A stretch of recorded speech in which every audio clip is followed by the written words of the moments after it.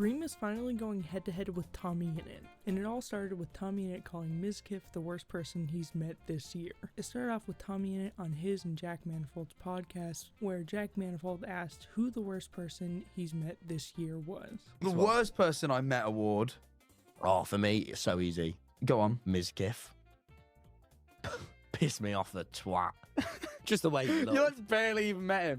You just He just stood wouldn't near him for a bit. Oh, I hate it. Have you ever just hated someone based off nothing? I don't know a lot about Mizkif, but by the look of the guy, it doesn't seem too far-fetched that Mizkif was the worst person he met that year, though Mizkif was not surprisingly upset about this. I was talking to TommyInnit. He was probably one of the most insufferable people that I've ever talked to in my fucking life. When I was sitting there waiting for Masayoshi to pop up, TommyInnit is just standing there like a complete prick and looking like such a jackass. I'm trying to just sit there and wait for Masayoshi. I say hello to him, and he gives me the rudest stare you could ever imagine. I'm like, what is your fucking problem? What the hell did I do to you, you stupid British fuck? You are just really hard to talk to. Somehow XQC got involved in everything, so he reacted to it all on stream, basically just calling TommyInnit and Mizkif both cringe. But TommyInnit responds with this absolutely beautiful tweet. To be more cringe than TommyInnit is pretty fucking hard, but you pulled it off, pal. And it's a picture of XQC shaking hands with Donald Trump. From doing streams in my basement to doing streams with the president, how is that a diss? You went from dick riding Dream for a living to making jokes to teenage girls. Lock in. And it's just a video of one of Tommy's stand-up gigs. But this is where the drama takes a turn, where Dream steps in. Keep in mind, Dream has not been mentioned at all. This is not about him in any way, but I guess he felt like he needed to be a part of it. And he posts this meme. Dream SMP stands growing up, becoming a TommyInnit fan, where he used the R word, which is a big no-no. After the internet absolutely went wild, Dream posted this to his Reddit, genuinely still confused on what the rules are. Honestly, not trying to be obtuse. Multiple people go viral calling me the R word, and everyone explains that it's okay because they're neurodivergent. So then I see a meme that uses it and post it and get absolutely throttled for it. Obviously, it's the internet being disingenuous, but that doesn't completely invalidate anyone that might be upset by it. Most of the people calling me ableist for using it are the same people that lit fireworks off when Nicholas Cantu was the slur-slinging slasher, including Tommy's closest friends. It's either okay or it's not okay. The double standards are infuriating. I have my own reasons for having a problem with Tommy going around being the internet police, and was expecting to get a lot of shit for going after poor Tommy that lies about me constantly. But obviously I had no intentions of attacking every Dream SMP fan, or being ableist, LMAO. It was a dig at Tommy fans, because somehow the worst of the ex-Dream SMP stands have congregated all to make up lies and shit on other creators, and Tommy feeds right into it to promote his Patreon, shows, book, or whatever else he's currently promoting. Either way, my lesson from this is that Twitter is somehow even less reasonable than I thought it was in the first place. Oh, and don't use the R word under any circumstance, even if you see a funny meme and you are autistic. Lesson learned. Hopefully I can be forgiving.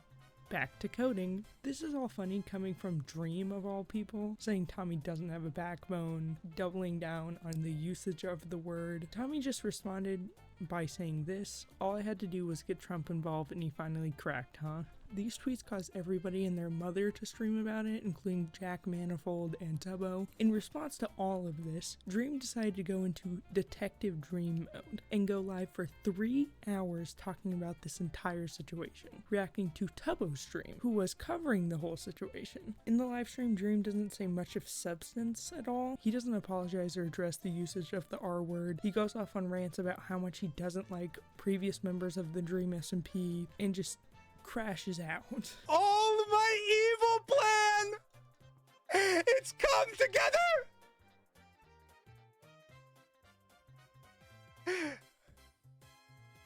All of the members on the Dream SMP are under NDA! And they have been for years! After this, Tubbo streams again, going over this stream, saying a few important things that I'd like to mention, like how Bad Boy Halo paid for the Dream SMP. Like, the Dream SMP not only increased everybody, including Dream, to the point where they were getting such insane views, the ad revenue alone was millions of dollars. To say you made no penny from the Dream SMP is insane. Because first of all, Bad Boy Halo hosted the fucking server! You didn't spend any money for the Dream SMP either!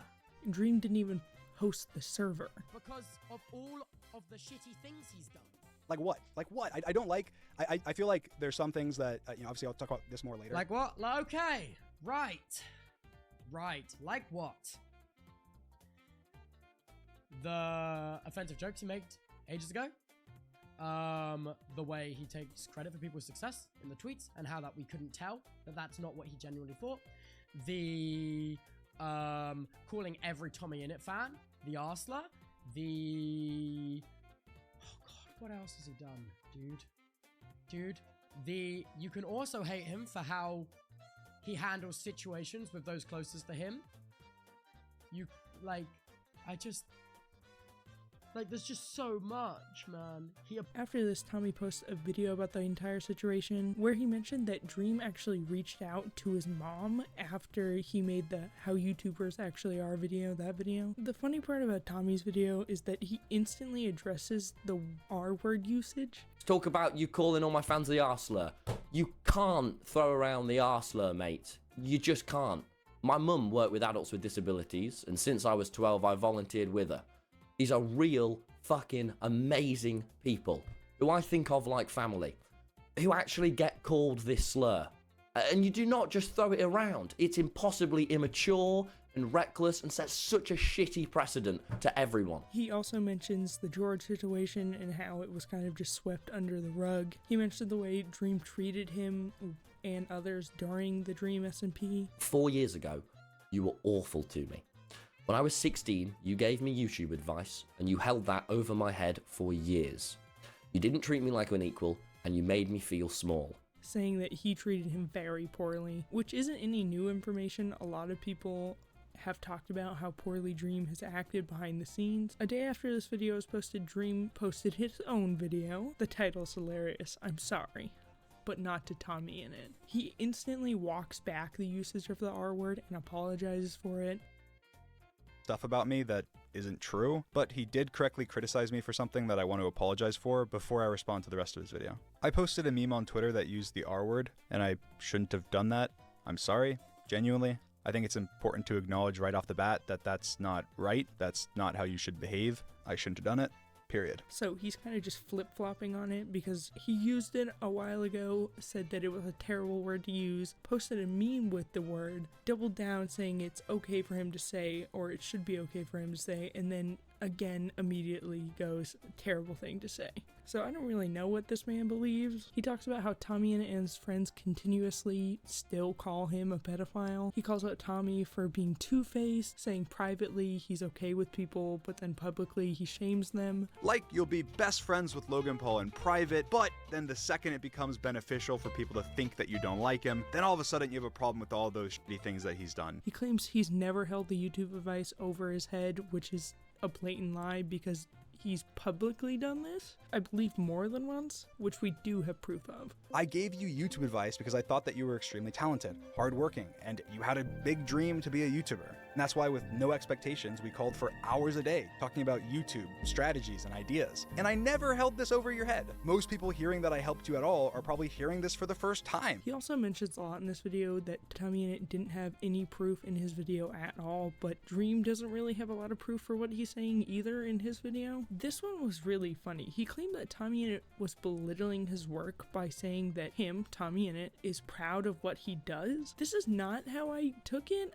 This is not how I think he meant it to go over. I think what Tommy was trying to say, that he feels like he deserves to promote his things because he works hard on them. He never really mentioned Dream. Dream was not mentioned. Tommy essentially belittles what I do, saying that what he does with his podcast and book are somehow more valuable or important than the videos that I make, which I think is just a little sad. I think that one was a bit of a reach.